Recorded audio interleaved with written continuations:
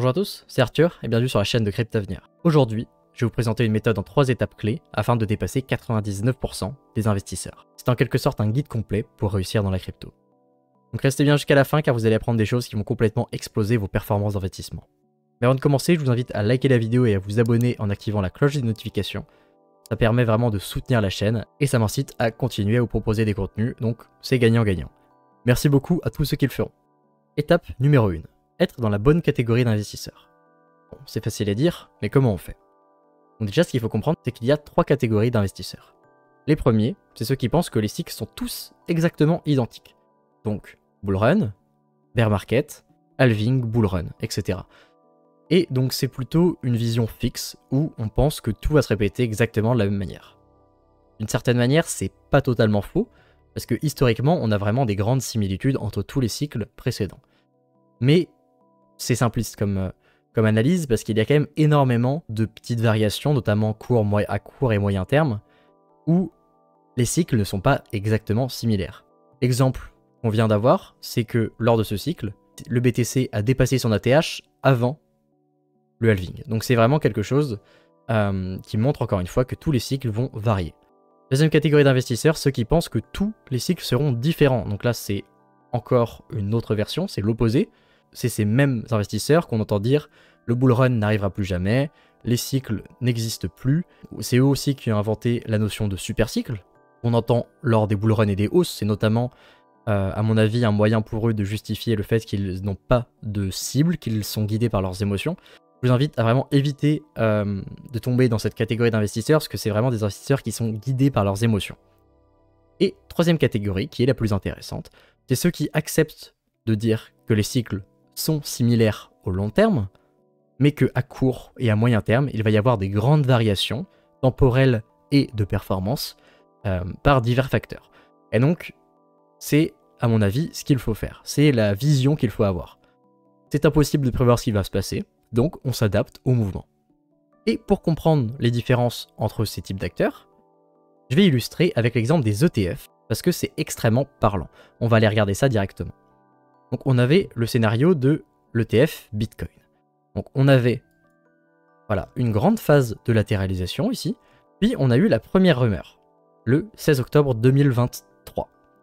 On a eu une première phase de hausse, on attendait les autres nouvelles, une autre nouvelle qui intensifiait le fait qu'on pensait que l'ETF Bitcoin allait être accepté, une stabilisation, puis une troisième nouvelle où on était quasiment certain que l'ETF allait être accepté, et il a été accepté le 10-11 janvier, voilà, donc au plus haut.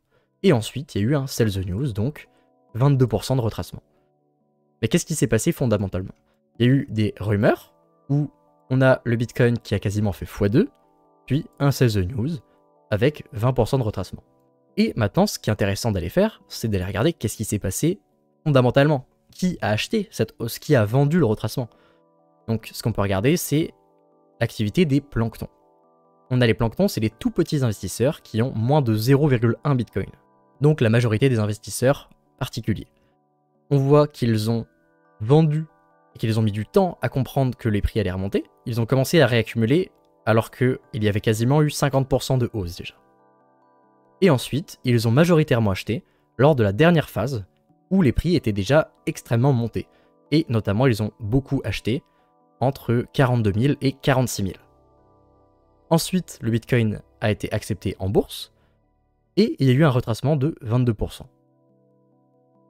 Et ensuite, ils ont commencé à vendre progressivement et à sortir du marché. Et donc là, on peut voir que aujourd'hui, il y a moins d'investisseurs particuliers que lorsque le Bitcoin a été accepté en bourse. Alors qu'il y a eu vraiment plusieurs retracements intéressants à accumuler. Et si on regarde en face, on a eu les rumeurs ici, donc à peu près à 25 000. Les gros investisseurs ont acheté une première fois, puis acheté une seconde fois, notamment le gros retracement ici. Et en fait, si on regarde et qu'on prend du recul, ils achètent les points bas et ils prennent des profits sur la fin des hausses. Ici, ils ont accumulé très fortement le retracement, puis ils ont distribué lors de cette hausse, et on peut voir que systématiquement, ils achètent les retracements. Et c'est ce qu'ils font d'ailleurs massivement en ce moment. Donc voilà la différence entre les deux types d'acteurs, les particuliers, donc la dumb money, et la smart money, c'est les gros acteurs, donc les whales et les humbacks, donc ceux qui ont plus de 1000 à 10 000 bitcoins, voire plus. Et donc c'est pour ça que c'est intéressant d'aller regarder ce qu'ils font. Parce qu'il y a vraiment une différence énorme entre ces deux types d'acteurs. Il y en a un qui va vendre lorsque les prix montent progressivement, puis ils vont réaccumuler les baisses, et les autres qui vont attendre que les prix soient montés pour acheter, et ils vont revendre lorsque les prix vont baisser, mais du coup à perte. Voilà, donc ça c'est la grande majorité des acteurs particuliers. Et donc, pourquoi je vous explique tout ça? C'est pour montrer que l'ETF Bitcoin était pricé, les gros investisseurs s'étaient positionnés, et on avait un retracement. Tout s'est fait de manière très construite, assez classique on va dire, et on peut voir que depuis que le Bitcoin a été accepté, donc en janvier, le prix était à 46 000 $, on n'est qu'à 56 000, donc on a pris une vingtaine de pourcents, c'est pas non plus énorme. Donc on voit que le prix était pricé parce qu'il n'y a pas eu une explosion directement non plus. Même si on a eu beaucoup de volatilité, notamment sur cette période, sur le moyen terme là, c'est pas énorme la différence. Et si on prend l'exemple de l'ETF Ethereum, on n'avait aucune rumeur, l'ETF a été accepté directement, mais contrairement au Bitcoin, il n'est pas encore disponible, donc il y a eu plusieurs jours, plusieurs semaines d'attente, et on n'est même pas encore sûr que l'ETF va être lancé en juillet.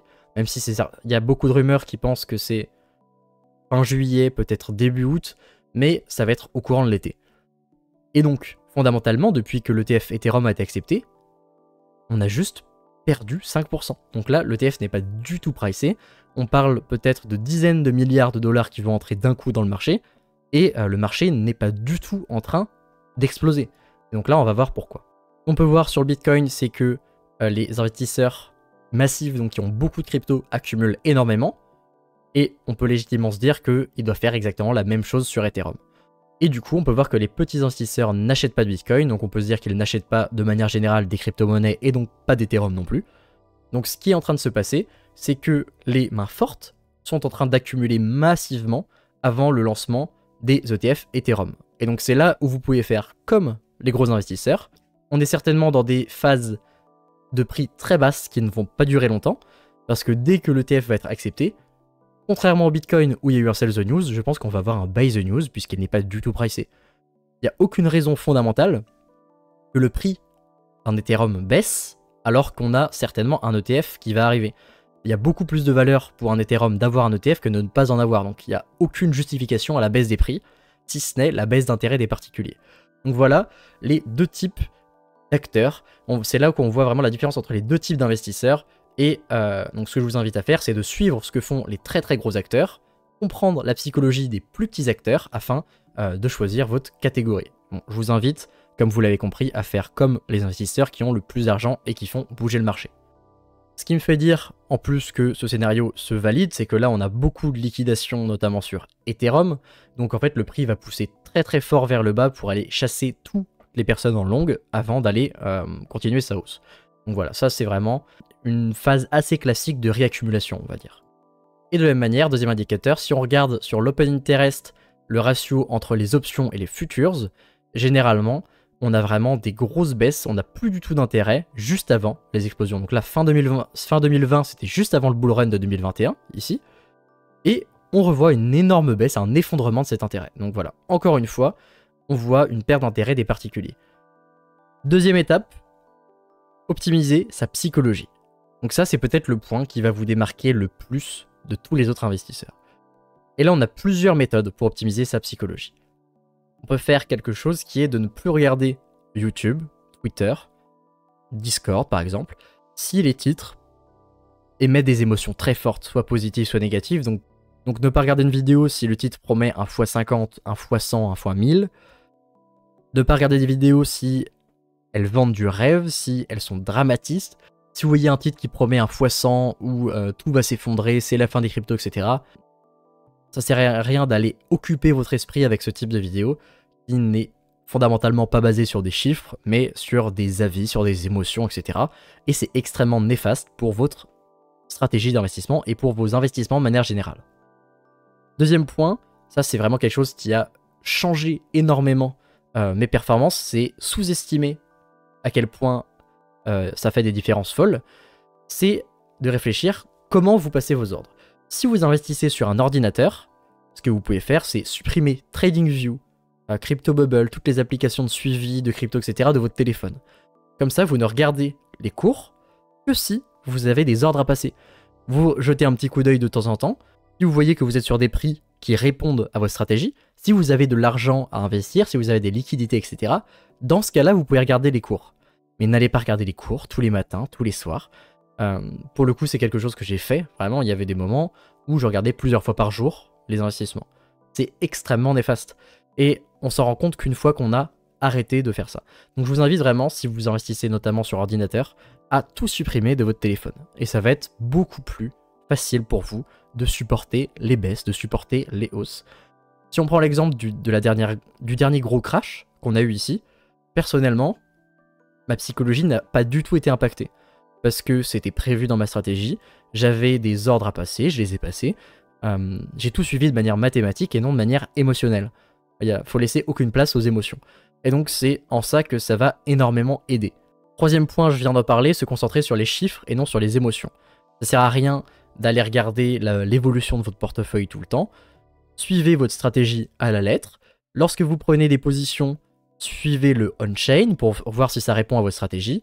Il faut suivre littéralement son plan de manière mathématique. Si vous n'avez pas des chiffres écrits qui vous dit quoi faire, vous allez être perdu. Donc c'est pour ça qu'il faut avoir un plan précis. Et quatrième point, ne pas se comparer au plus haut de son portefeuille, mais viser sur le long terme. Si votre stratégie, c'est sortir des crypto-monnaies dans 2 ans, imaginons. Il n'y a pas besoin d'aller regarder les crypto-monnaies tous les jours lors de la correction qu'on a eue. D'accord, les crypto-monnaies ont baissé. Si on prend l'exemple d'Ethereum, on a pris 30%. Si on prend l'exemple de Bitcoin, on a pris 25%. Les plus petits altcoins, c'est entre 50 et 80% peut-être. Mais si c'est pas dans votre stratégie, ça sert à rien d'aller regarder. Vous le savez que ça peut arriver. C'est le risque même des crypto-monnaies d'avoir une grosse volatilité. Et donc si vous avez rien à faire, si vous n'avez pas de liquidité à investir, si vous n'avez pas de prise de profit à faire, ne regardez pas les cours, ça sert à rien. Et ça va avec ce quatrième point, ne pas utiliser le mot si. Ne dites pas si j'avais vendu au plus haut et que j'avais tout réinvesti, etc. À chaque fois que vous allez dire des si, vous allez jouer sur vos émotions, parce que vous allez vous dire oh j'ai pas réussi à vendre le plus haut, oh j'ai pas réussi à acheter le plus bas. Mais c'est impossible de vendre les plus hauts et d'acheter directement les plus bas. Ce qu'il faut faire, c'est sur le long terme, vendre lorsque vous avez des bénéfices à prendre et acheter lorsque vous avez des liquidités lors des corrections. C'est tout simplement la seule stratégie qu'il faut avoir. Il n'y a pas besoin d'aller sur-trader. Il n'y a pas besoin de faire des choses. La majorité de l'argent que vous allez gagner, c'est en ne faisant rien. C'est ce qu'il faut comprendre. Et troisième étape, avoir une stratégie précise. Donc quand je parle de stratégie précise, je parle de quoi? Les stratégies d'achat, les stratégies de vente et les outils de suivi. Donc déjà, on va commencer sur les stratégies d'achat. On a plusieurs méthodes. Soit vous accumulez les baisses, donc soit vous avez du nouveau cash à réinvestir, donc tous les mois, sous un DCA par exemple, soit vous réinvestissez des bénéfices pris sur d'autres crypto-monnaies, et dans ce cas-là, vous achetez seulement les baisses. Donc si vous avez par exemple un crash de 10, 15, 20% sur une crypto, vous en rachetez. Voilà, ça c'est une méthode. Deuxième méthode, c'est de faire juste un DCA. Vous achetez tous les mois ou toutes les semaines un montant fixe et vous ne regardez même pas ce qui se passe. Et donc ça peut être aussi utile, notamment lors des fins de bear market ou des périodes de latéralisation. Ça peut être vraiment un outil super intéressant. Et donc ça, c'est à vous de le fixer. Ça dépend de quoi? Ça va dépendre de vos objectifs financiers, de vos objectifs temporels, des liquidités que vous avez. Si vous avez touché, imaginons, un héritage que vous voulez mettre en crypto-monnaie, bon, c'est pas très intéressant d'investir en DCA parce que vous allez peut-être potentiellement louper la reprise haussière. Bon, ça c'est à vous de voir, c'est selon une situation précise et en fait à chaque personne a sa stratégie qui va lui convenir. Donc ça c'est vraiment à vous de bosser sur ça, peut-être même vous poser, de tout éteindre, de réfléchir à qu'est-ce que vous voulez exactement, qu'est-ce que vous voulez pour cet argent. Est-ce que vous voulez toucher des revenus passifs? Est-ce que vous voulez augmenter rapidement votre patrimoine? Et donc en fait tout ça, ça va servir à alimenter une stratégie. Et en fait il n'y a pas de stratégie parfaite, mais il y a une stratégie parfaite pour vous. Il n'y a pas de stratégie omnisciente, mais chacun peut l'adapter à sa manière, et c'est ça qui est bien. Et donc cette stratégie, vous allez la construire en réfléchissant tranquillement. Donc quand vous voulez acheter, quelles sont les périodes où vous voulez acheter, est-ce qu'il y a des moments où vous ne voulez plus investir, parce que c'est possible aussi. Et donc tout ça, ça va être à réfléchir de votre côté. Et je vous invite à le noter sur une feuille. Et ensuite, deuxième étape, quand vendre. Donc ça, c'est une grosse problématique que beaucoup d'entre nous ont. Et c'est dans ce cas-là qu'il faut construire une stratégie de prise de profit. Et là aussi, je vous invite à l'écrire sur une feuille. Donc là, il y a plusieurs manières de faire. soit d'avoir un objectif financier précis, donc un montant en euros, ou un rendement, donc par exemple x10. Et vous avez deux manières ensuite de faire ça. Soit par crypto-monnaie, donc soit vous avez un rendement par crypto-monnaie que vous voulez atteindre, donc à quel prix vous voulez le vendre, à quelle pondération, donc par exemple si une crypto-monnaie fait beaucoup mieux que les autres, est-ce que vous la vendez? À quel multiple de rendement vous allez vendre, donc si par exemple vous avez fait un x10, est-ce que vous vendez la moitié, est-ce que vous vendez les 3/4? Donc là ça va être vraiment à vous de réfléchir sur ça. Ou ensuite, deuxième méthode, c'est d'avoir un objectif financier sur l'entièreté du portefeuille. Donc quel rendement du portefeuille vous voulez. Si vous avez investi 1000 euros et que votre objectif c'était un x10, donc atteindre 10 000 euros, si vous avez des crypto-monnaies qui n'ont pas pris de valeur, bah vous les vendez quand même par exemple, ça peut être un exemple.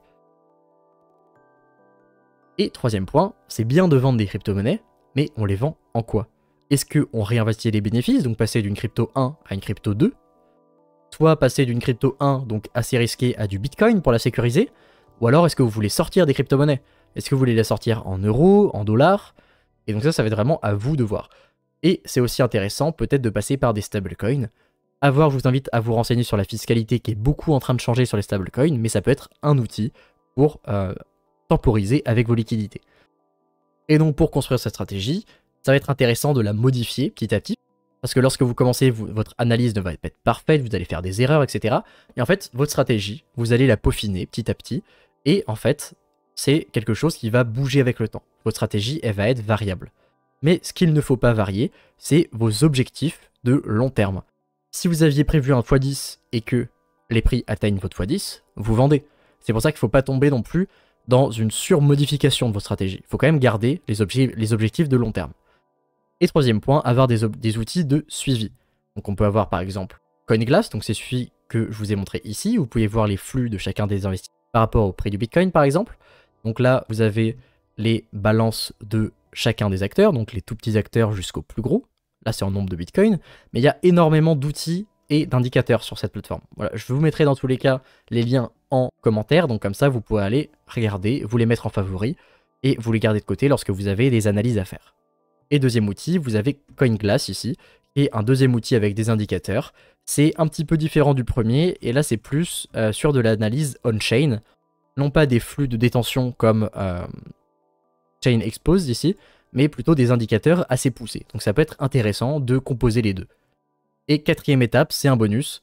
Vous pouvez vous abonner à cette chaîne pour comprendre le fonctionnement réel du marché, parce que je vais vous présenter tout au long de des prochaines vidéos des analyses, des méthodes, des stratégies, etc. Et ça va vous guider tout au long des cycles de crypto-monnaie. Si cette vidéo vous a plu, je vous invite à regarder la vidéo où je vous explique toute l'analyse de la situation actuelle, mes scénarios, les actions à mettre en place selon moi pour réussir le bull run. Merci beaucoup à tous ceux qui sont encore là, et à bientôt pour une prochaine vidéo.